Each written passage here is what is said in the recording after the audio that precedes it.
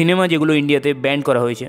নীল আকাশের নিচে এই সিনেমাটাতে একজন চাইনিজকে সেক্সুয়াল হ্যারাসমেন্টের সিন ছিল, তাই ওই সময় 2 মাসের জন্য সিনেমাটা নিষিদ্ধ করা হয়। গোকুল শঙ্কর, গান্ধীজিকে হত্যার পেছনে নথুরাম গডসের কী সাইকোলজিক্যাল মোটিভেশন ছিল সেটা দেখানো হয় সিনেমাটাতে, তাই এটা ভারতে নিষিদ্ধ।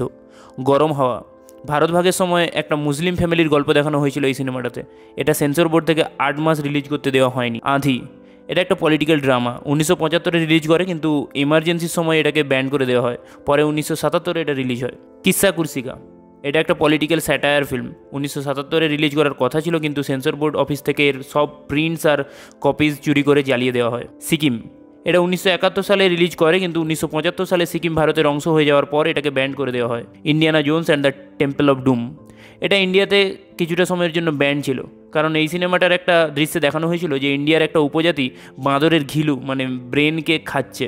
পতি পরমেশ্বর, এই মুভিটা 1987 সালে তৈরি হয়, কিন্তু এটাকে ইন্ডিয়ান সেন্সর বোর্ড থেকে কোনো রেটিংই দেওয়া হয়নি, কারণ এটাতে মেয়েদেরকে ভুলভাবে প্রেজেন্ট করা হয়েছিল। কুট্টারা পাথিরিকাই, এটা 1993 সালে তৈরি হয়েছে, কিন্তু এই সিনেমাটা রাজীব গান্ধীর হত্যার ব্যাকড্রপে ছিল বলে 2007 পর্যন্ত এটাকে রিলিজ করতে দেওয়া হয়নি। ব্যান্ডিট কুইন, এটা 1994 সালে রিলিজ করে, এতে ফুলন দেবী মেন ক্যারেক্টার ছিল, কিন্তু তার গল্পটা অনেকাংশে মিথ্যে ছিল বলে কিছুটা সময়ের জন্য এই মুভিটা ব্যান করা হয়।